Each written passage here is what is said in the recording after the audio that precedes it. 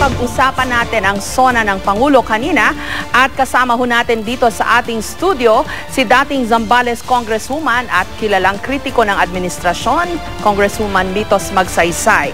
At bilang kinatawa naman ng Administrasyong Aquino, narito si Secretary Ricky Carandang, ang pinuno ng Presidential Communications Development and Strategic Planning Office o PCDSPO. Magandang gabi po sa inyo. Magandang gabi sa iyo, Jessica. Sorry, Ricky. Ladies first. Of course. Reaction muna ni Congresswoman Magsaysay dun sa SONA ng Pangulo kanina. Well, although mahaba yung SONA niya, karamihan naman ng binanggit niya. Yun yung mga binanggitan niya ng 2010, 2011, 2012. Actually, yung mga accomplishments na binanggit niya with the airports, yung mga kalsada, mga tulay, mga continuation lang yun ng mga projects ng past administration na that so happened na natapos this administration. So, ang hinahanap ko sana, kung ano yung mga proyektong nasimulan ni Pangulong Aquino na natapos niya. Kasi yung mga Lagindingan Airport, yung mga airport sa Katiklan, yung mga sa Bohol, yung mga tulay, yung mga RoRo projects dyan sa Bicol, projects yun ang nakaraan eh. So tinapos lang during his administration. Kasi he was talking about inclusive growth. Okay yan, pero ba't ngayon lang? Kasi alam naman natin na although sabihin na natin yung ekonomiya, 7.8% yung growth. Ang problema, Jessica, ang kumita lang dito yung mga mayayaman. Kasi alam naman natin itong mga investors na pumasok sa bansa natin, bumili lang sila ng shares of stock sa stock exchange. Kaya nung gumanda yung ekonomiya sa Amerika, pinark nila yung pera nila rito, tapos tinanggal na nila eh. Kaya what are we left with? Bumagsak ang stocks natin, yung mga taong nag-invest sa mga bangko, sa mga placements nila, bumagsak din ang ano nila, kita. Pangalawa, buti sana kung investments na pumasok dito, yun talaga magbibigay ng trabaho kay Juan de la Cruz. I would have rather, mas maganda sana kung sakali investments na pinag-uusapan ni Pangulo Aquino, yung nagtayo ng infrastructure projects dito, nagtayo ng mga RoRo ports, nagtayo ng mga magagandang mga coal plant, yung mga developing the countryside, nag-invest sa mga iba't ibang probinsya para magkaroon ng trabaho yung taong bayan. Yun ang hindi ko nakita na binanggit niya eh. Okay, Ricky, Secretary Carandang, your turn. 122 pages, tama ba? Almost 2 hours ang SONA ng Pangulo. 122 pages, single-spaced daw yon. Pero in the words of Congresswoman Magsaysay, nothing new. 1 hour and 42 minutes. Okay. And a lot that was new. Halimbawa, yung sinasabi ni Congresswoman Magsaysay, yung investments na gumawa na naglikha ng trabaho. Actually, ang daming nagbukas ng call center dito at ang hindi natin inaasahan sa umpisa, yung manufacturing na akala natin na hindi na tatayo ulit, ay nag-grow in double digits. Manufacturing is important for us kasi yung trabaho nililikha ng manufacturing ay mas may quality. Bigyan kita ng halimbawa, may mga trabaho tayong nakukuha sa agriculture, sa farming, fishing. Pero seasonal po yan. Pagkatapos po ng pagplant, nawawalan ka ng trabaho. So, may mga buwan sa taon na wala kang trabaho. Pero sa manufacturing, tuloy-tuloy po yun. So, nung nakita natin nag-grow ng double digits yung manufacturing natin, we're encouraging more of this kasi ito yung mga tinatawag natin quality jobs. Yung hindi nawawala, hindi po seasonal yun. Okay, but have you looked into why na you talk of inclusive growth, ang ganda ng image ng Pilipinas, you're getting all of those credit ratings, in-upgrade kayo, etc.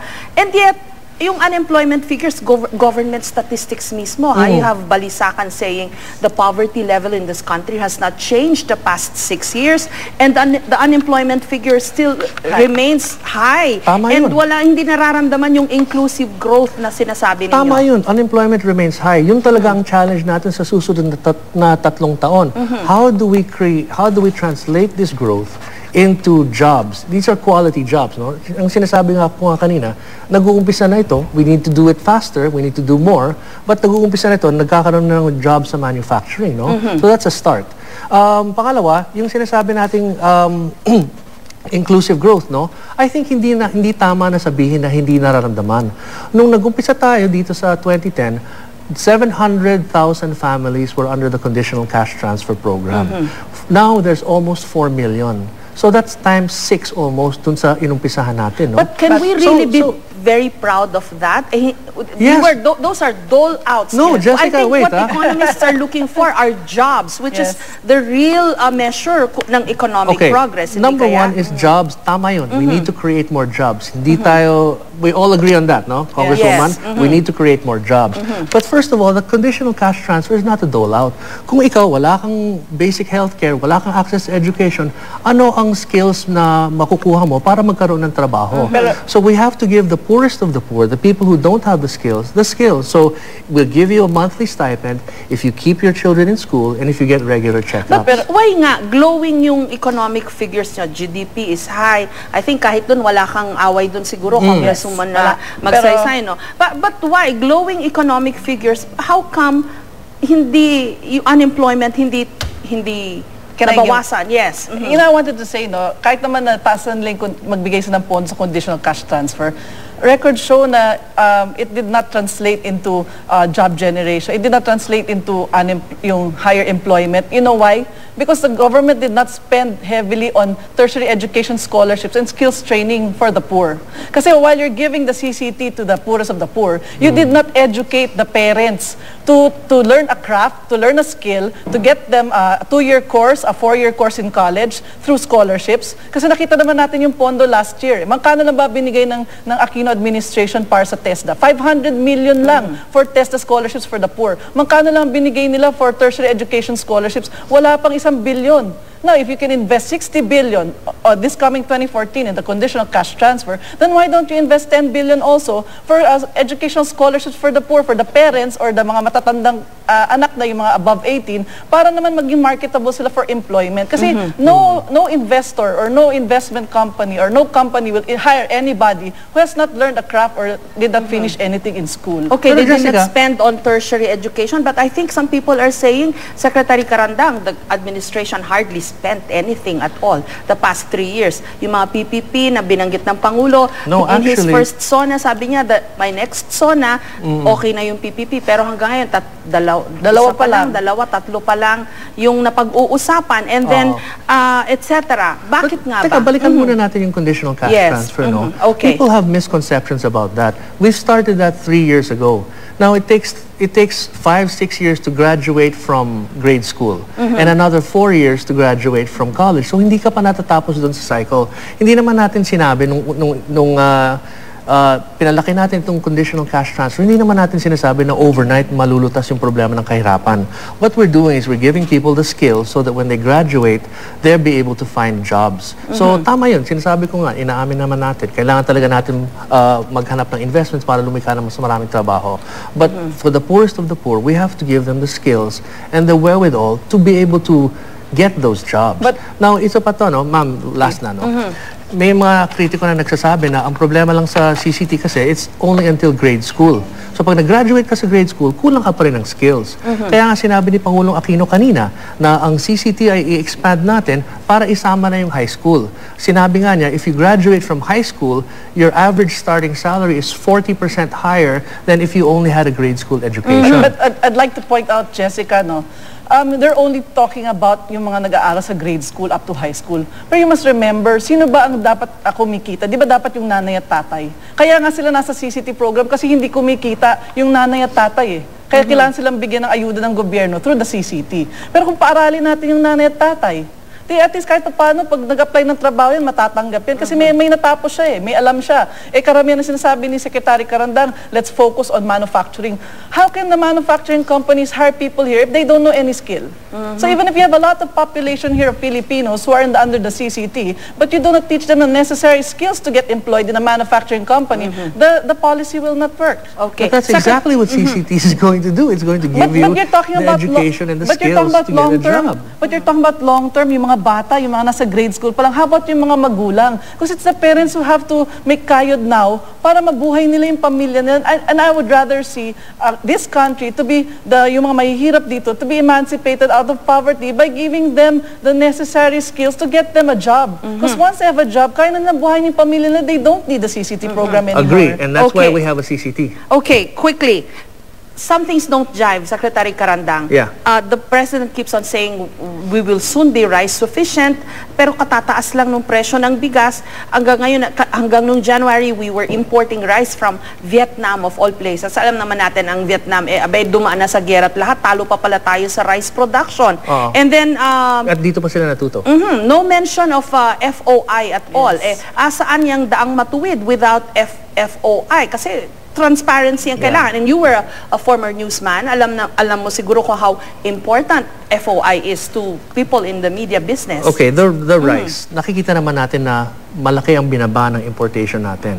And we're already beginning to export high-quality rice. But we still need to import buffer stock. Let's say magkaroon ng bagyo at masira yung crops ng mga magsasaka natin, we still need to have a ready supply of rice. Okay. Pero napakalaki na ng binaba ng amount ng ini-import natin. So there's been a big change already from 2 million metric tons, we're down to less than 500,000 metric tons. And much of that, kasama po yung buffer na kahit self-sufficient ka, magkakaroon ka ng buffer talaga dahil hindi mo malalaman kung kailan ka tatamaan ng bagyo. FOI, quickly. FOI, it'll happen. It'll happen. We're looking at it, but it's something that should happen down the line. Okay, did the president write his speech? Alam naman natin that no other presidents, none of the past presidents, walang naniniwala na sila talaga ang sumusulat ng SONA. In this case, although yung mga language ng presidente, yung mga lalahatin daw niya, yung maghanda na kayo at malapit ko na kayo makikilala, you know, all of this tough talk, it's so characteristic of That's right, of him. Jessica, you But know did the he president. really write all of the 122 pages single space na speech niya? He has a team that helps him put it together. But bawat salita, bawat kaisipan sa laman ng SONA ay galing kay Pangulo mismo. Tinutulungan lang namin siya na ihubog yung salita, yung speech, but that's his words, it's his sentiment.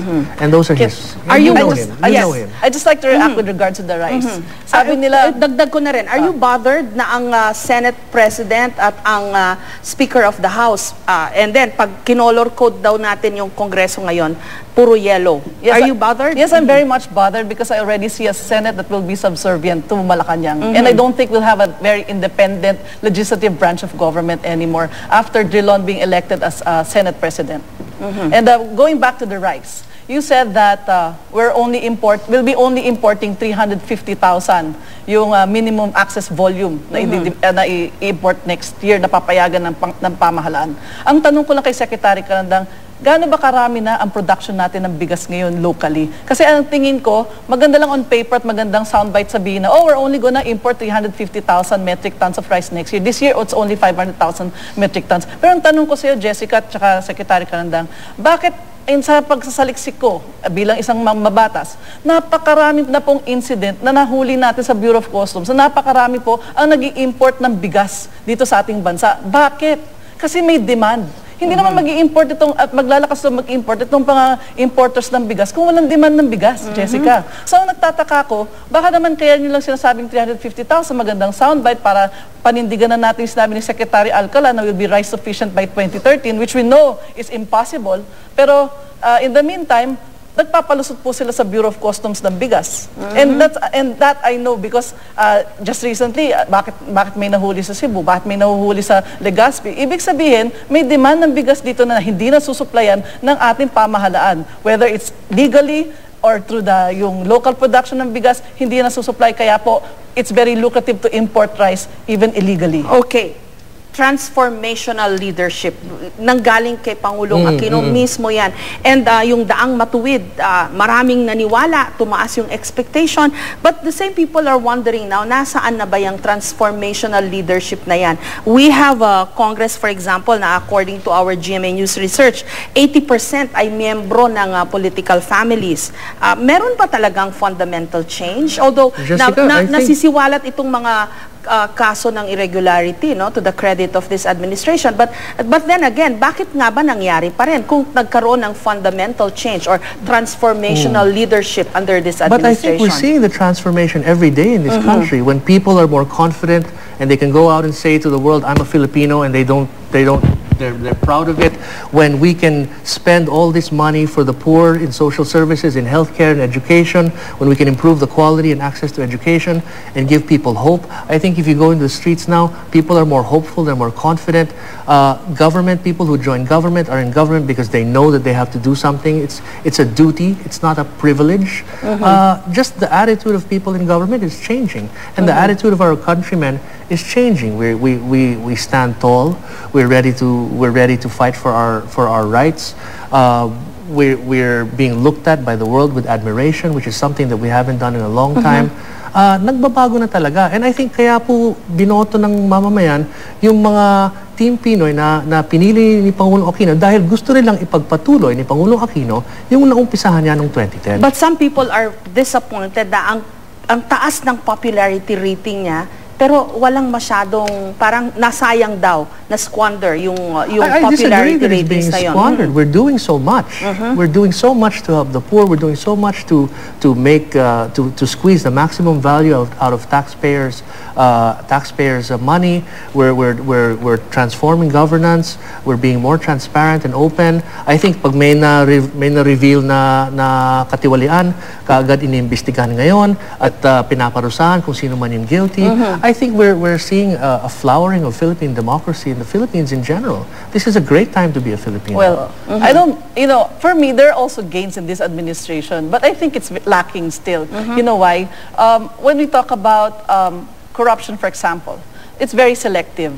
Just recently po, meron tayong lumabas na issue tungkol sa DOTC, yung allegedly na may humingi ng $30 million dun sa Inicon na bumaba sa $2.5 billion na hindi pa nga po naumpisan yung investigasyon, inabsuelto na. Actually, that's not true, ma'am.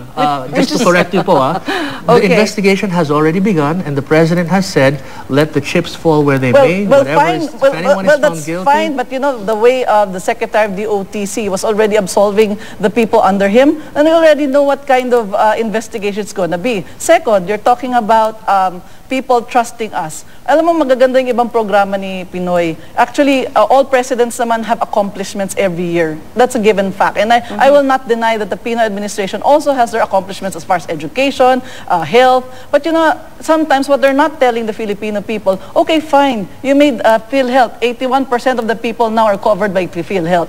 But the only problem here, Jessica, while you're covering the people with PhilHealth, I remember in the 2012 SONA, sinabi po ni Pinoy sa SONA niya, ipakita nila yung PhilHealth card sa kahit anong government hospital, wala na po kayong babayaran, libre lahat. But that's not happening, Jessica eh. People still go to us. Yung mga constituents namin, ma'am, may balanse pa po kami sa ospital, sa gobyerno, bayaran niyo po yung balanse namin. Pangalawa, sabi po nila, okay, PhilHealth 81%, pero bakit? If you want really the people to have access to free healthcare in this country, why are you pushing also for a policy of privatizing the government hospitals na yun lamang po ang access ng mga mahihirap sa libreng pa-ospital at libreng pagamutan? Okay, pasensya na ho kayo at hanggang dito na lang talaga ang oras natin. But we thank you, Secretary Carandang, for being a good sport. Thank you.